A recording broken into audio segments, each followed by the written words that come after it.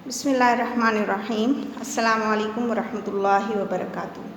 कैसे हैं आप सब बच्चों? खैरियत से हैं?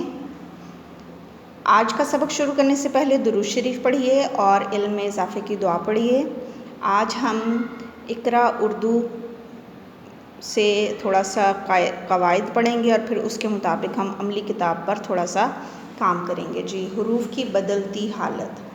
क़ायदे हम पहले भी पढ़ चुके हैं। मैंने आपको बताया था कि आपने याद कर लेना है। मैं दोबारा से दोहरा रही हूँ, आपने अच्छी तरह इनको याद कर लेना और फिर उसके बाद काम करना है। क़ायदा नंबर 1 है आड़ी लकीर बनाने वाले हुरूफ़।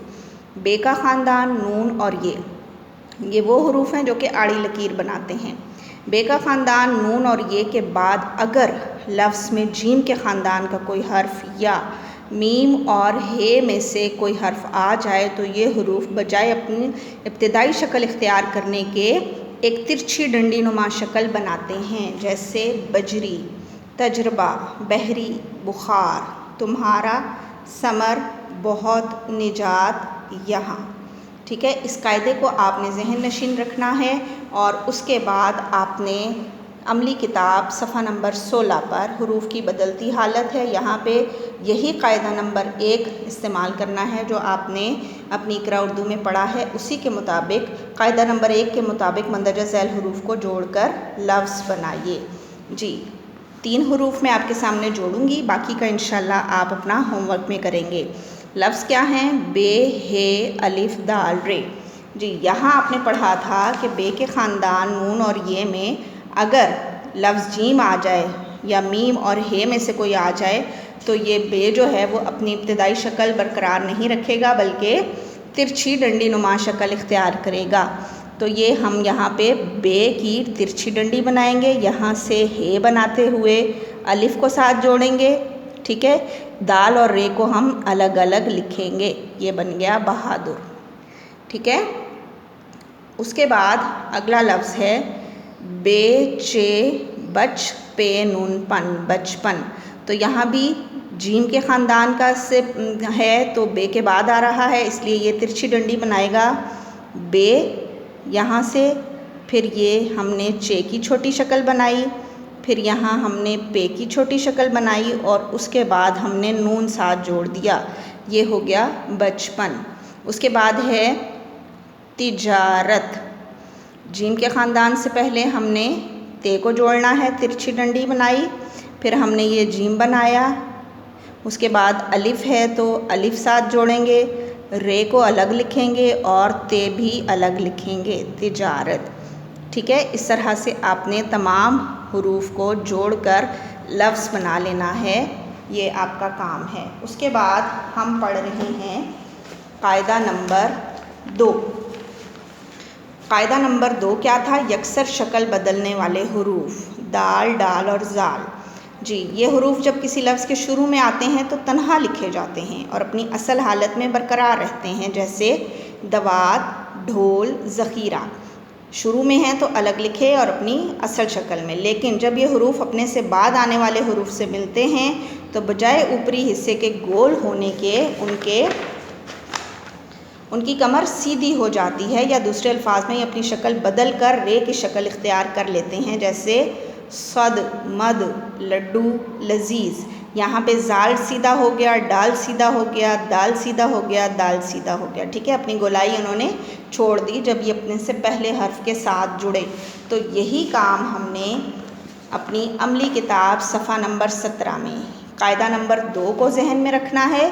कायदा नंबर 2 के मुताबिक मंदरजा ज़ैल हुरूफ़ को जोड़ कर लिखें। जी, हे के साथ दाल को जोड़ेंगे और उसके बाद ये और से हदीस। हे को जब दाल के साथ जोड़ा तो ये सीधा हो गया, उसकी गोलाई ख़त्म हो गई। अब ये की छोटी शक्ल और उसके साथ से हदीस। उसके बाद है सदका। स्वाद और दाल को जब जोड़ेंगे तो हम दाल को सीधा कर देंगे और काफ़ और हे, काफ़ की छोटी शक्ल के साथ हे को इस तरह जोड़ेंगे तो ये बन गया सदका। उसके बाद है कुदाल। काफ़ के साथ दाल को जोड़ा, ये काफ़ की छोटी शक्ल और दाल सीधा हो गया। उसके बाद अलिफ़ लिखेंगे और फिर लाम, कुदाल।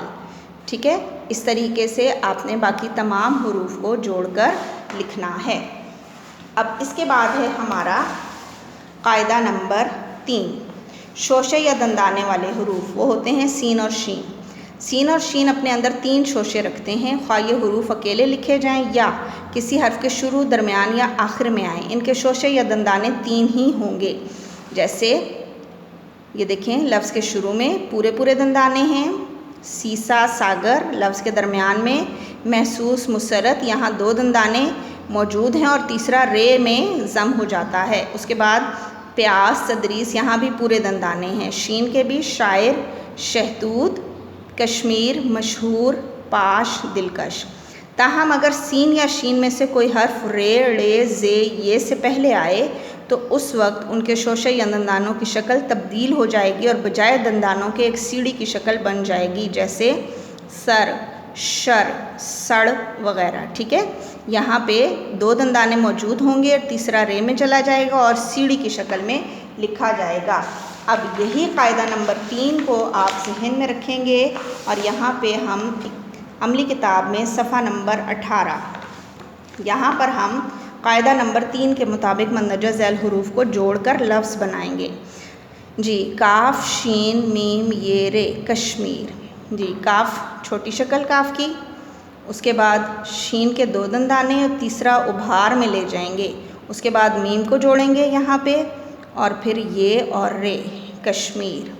उसके बाद है सड़क। अब रे से पहले सीन है तो सीढ़ी की शक्ल में लिखेंगे इस तरह, 2 दंदाने, तीसरा अड़े में चला गया और उसके बाद काफ, सड़क। उसके बाद है शरारत। यहाँ भी शीन और रे, ये शीन सीढ़ी की शक्ल में लिखा जाएगा इस तरह, अलिफ, रे और ते। इस तरीके से आप इसको लिखेंगे। ठीक है, अगला है बारिश। ये तो बे और अलिफ को जोड़ दिया, रे और शीन अलग लिखेंगे लेकिन इसी तरह दंदाने इसके मुकम्मल होंगे। ठीक है, अब इन शोशों दंदानों का ख्याल रखेंगे आप। और आज का आपका होमवर्क अमली किताब सफ़ा नंबर 16, 17 और 18 आज का आपका होमवर्क है, नोट कर लें। आज का होमवर्क क्या है? अमली किताब सफ़ा नंबर 16, 17 और 18 इसको आपने मुकम्मल कर लेना है। 3 कायदे दिए हुए हैं राइटिंग के। इकरा उर्दू में से आपने 3 कायदे याद करने हैं और ये अमली किताब सफ़ा नंबर 16, 17, 18 अच्छी तरह आपने कर लेना है।